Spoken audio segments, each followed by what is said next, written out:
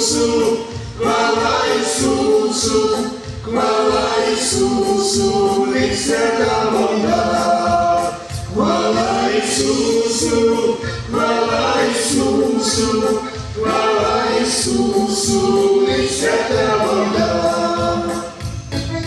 Ти мене приймаєш, серце онови, як дитя кохаєш, навіки прости. Хвала Ісусу, хвала Ісусу, хвала Ісусу, навіки прости.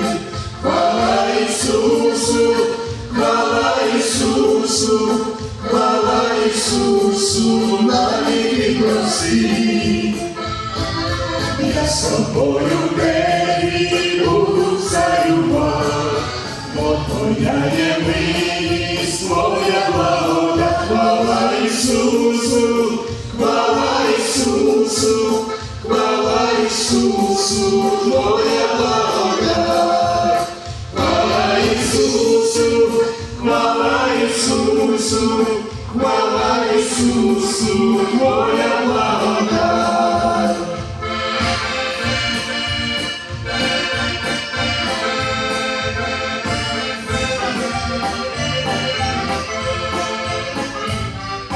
Дякую я, Боже, за вічне життя, за дарування серця каяття. Хвала Ісусу, хвала Ісусу, хвала Ісусу, за серця каяття. Хвала Ісусу, хвала Ісусу, хвала Ісусу, за серця каяття. Хвала Ісусу, хвала Ісусу, хвала Ісусу, за серця каяття.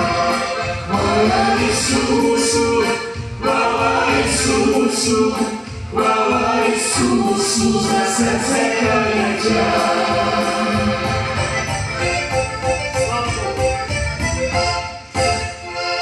І зараз ми ще один псалом заспіваємо. Да?